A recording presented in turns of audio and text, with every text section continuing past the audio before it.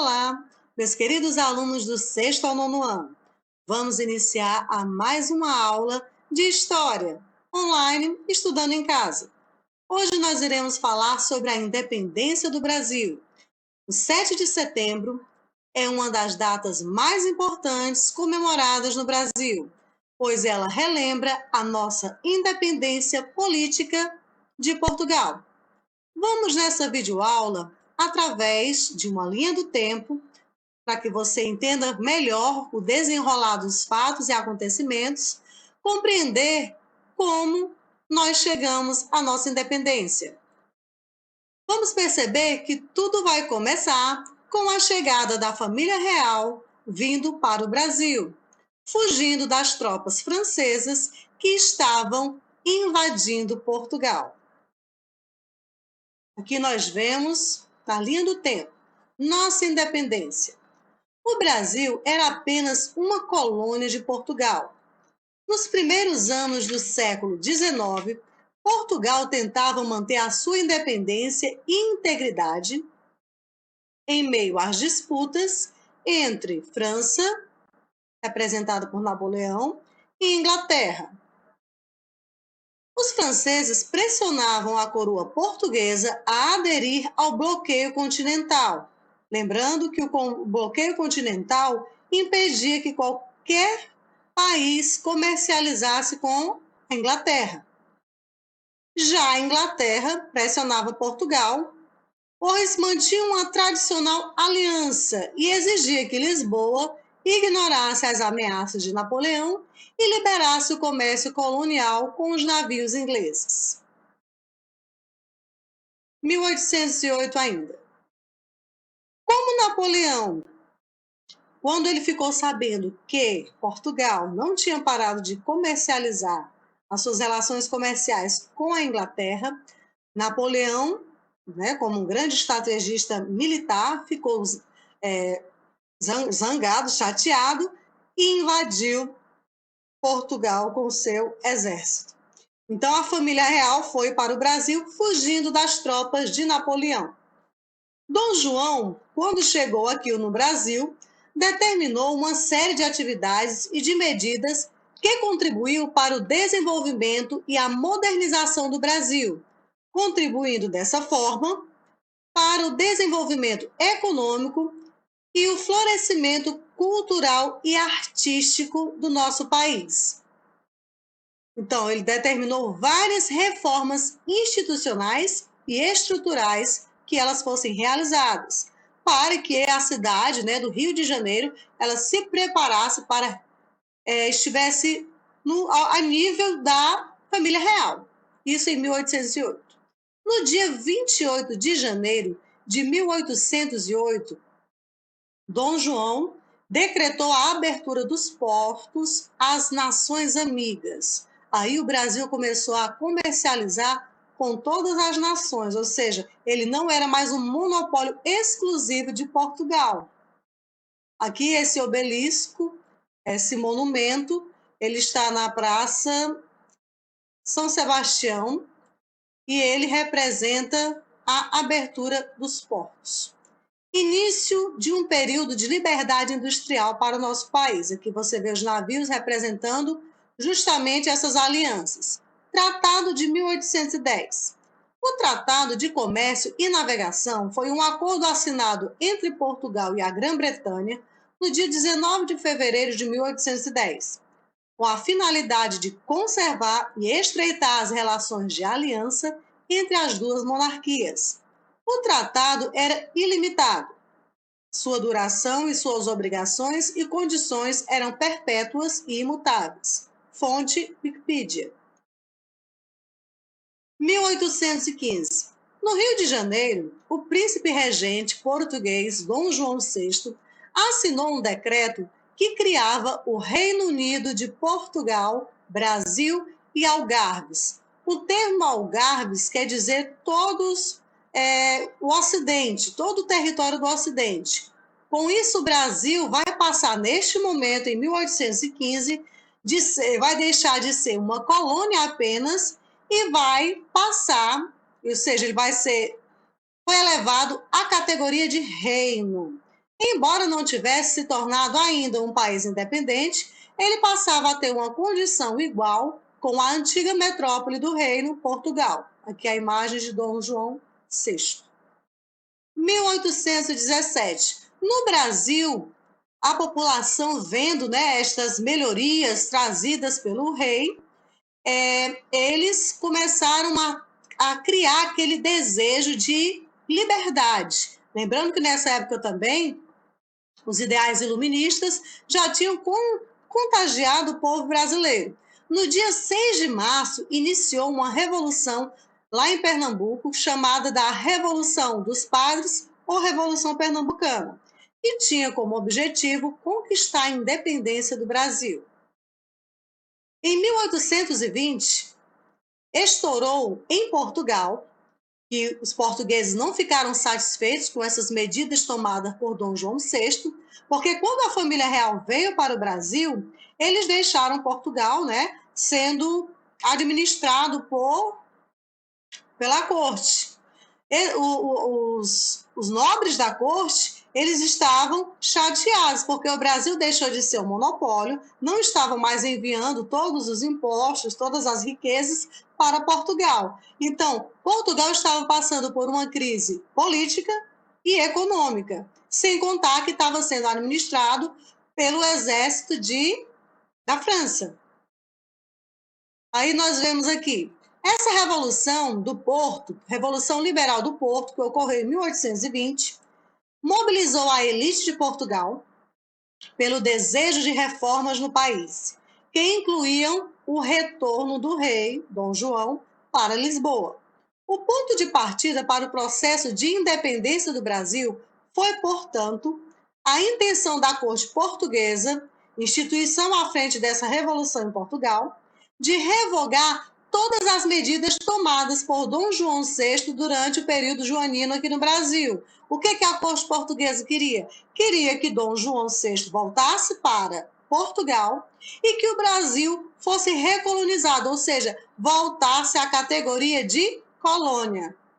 E é claro que isso não foi satisfatório, o povo brasileiro não ia querer regredir, queria sim a liberdade. Aqui você vê a imagem que representa a Revolução Liberal do Povo. Dom João, então, é obrigado em 1821 a voltar a Portugal, escoltado pelas tropas portuguesas, porque as cortes também, de certa forma, chantagearam Dom João, porque ou ele voltava ou ele ia perder o trono. Então, ele voltou, mas, como eu entendi como um homem sábio, ele deixou o seu filho aqui no Brasil para que o Brasil não regredisse, sim continuasse crescendo. Mandou o seu filho Dom Pedro I como príncipe regente para ficar aqui no Brasil. Dom João, então, com esta atitude, ele desagradou os liberais das cortes portuguesas. Aqui você vê a imagem de Dom Pedro I, e aqui o pai dele, Dom João VI. Pouco a pouco, os brasileiros que inicialmente apoiaram os liberais portugueses começaram então a perceber as revolucionárias cortes de Lisboa não só ignorariam os interesses locais, como tinham a intenção de recolonizar o Brasil. Ou seja, os deputados das cortes apresentavam projetos que, na prática, fariam o então Reino Unido retornar à condição de colônia de Portugal. E isso não era de interesse de ninguém aqui do Brasil. Um desses projetos propunha fechar os portos brasileiros aos navios estrangeiros. Com isso, ia quebrar todo o comércio que tinha começado a se desenvolver aqui no Brasil. Outra medida das cortes portuguesas para diminuir a autonomia política do Brasil foi a imposição de regras que limitavam o poder do regente, no caso, Dom Pedro I. Por fim, exigiram que Dom Pedro também voltasse para Portugal. Dom Pedro, né, se sentindo pressionado, o povo começou a se mobilizar e, depois de receber, em 1822, depois de receber uma carta de José Bonifácio, esse da imagem, de Andrada e Silva, membro da Junta de Governo da província de São Paulo, e um abaixo-assinado, você vê aí na imagem, com mais de 8.000 assinaturas, Dom Pedro decidiu permanecer no Brasil. Era o dia 9 de janeiro de 1822, que ficou conhecido como o Dia do Fico. Em seguida, ele organizou um novo ministério liderado por José Bonifácio e, em 4 de maio de 1822, Bonifácio decretou que todas as ordens vindas de Portugal só teriam valor no Brasil após a aprovação do príncipe regente. Em junho do mesmo ano, Dom Pedro convocou a Assembleia para elaborar a primeira Constituição do Brasil. Desse modo, o príncipe regente tentava conquistar a confiança dos liberais brasileiros. 14 de agosto de 1822. Em 14 de agosto de 1822, Dom Pedro partiu para uma visita oficial à província de São Paulo. Após sua partida, novas ordens chegaram de Portugal, dando um ultimato ao príncipe regente. Ou ele entregava a administração do Brasil às autoridades indicadas pelas cortes, ou as tropas portuguesas seriam enviadas para levá-lo à força para Lisboa. Dom Pedro recebeu essas ordens enquanto, vindo de Santos, passava pelas margens do riacho Ipiranga.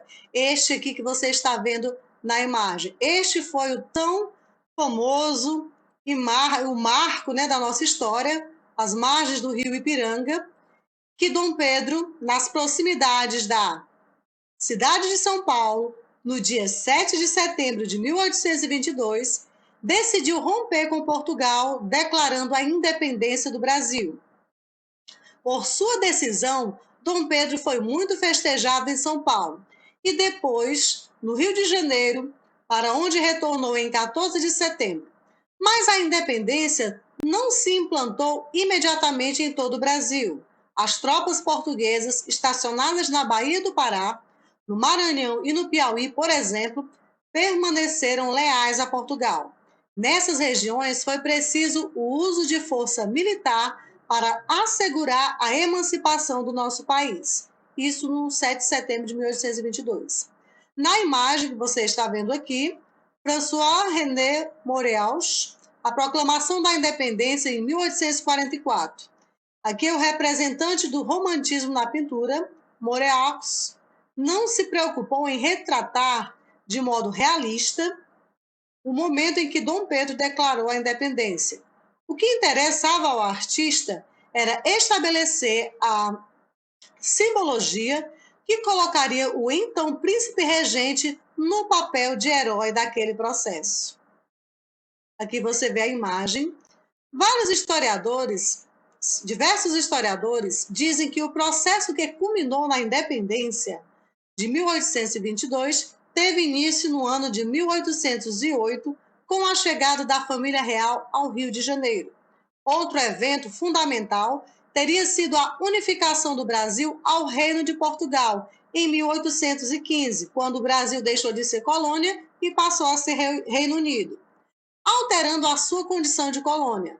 Por isso, apesar das resistências no Brasil e em Portugal, entendeu-se que a declaração da independência representou a formalização de um rompimento que já estava em processo desde a primeira década do século XIX.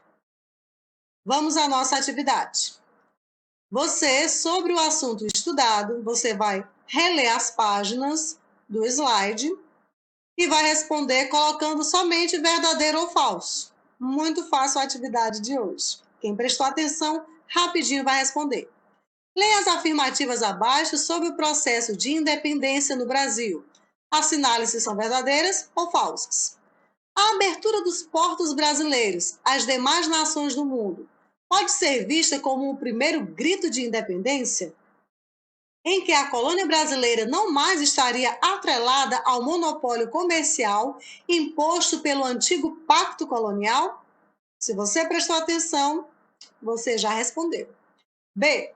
Como resposta à imposição das cortes pelo seu retorno a Portugal, Dom Pedro I firmou uma resolução onde dizia que nenhuma ordem vinda de Portugal poderia ser adotada sem a sua autorização prévia. Isso a gente leu lá na carta, que tem lá o documento com as assinaturas. Releia aquela parte que você vai ver se tinha esta ordem ou não. Ou seja, que todas as decisões vindas de Portugal, elas seriam aceitas apenas com a autorização prévia de Dom Pedro. C. No contexto de acirramentos de tensões entre as cortes e a colônia portuguesa, o príncipe regente baixou os impostos e equiparou as autoridades militares nacionais às lusitanas? Isso foi verdadeiro ou falso? Terminada a atividade, envie para o meu WhatsApp a foto. Nono ano, envie para o grupo de atividades do nono ano. Escreva todas as perguntas e as respostas de caneta azul, preta ou vermelha. Não esqueça que essas atividades vão garantir a sua frequência e também o principal, que é a sua aprendizagem. Conto com o empenho de cada um de vocês e mais uma vez eu finalizo um Estudando em Casa.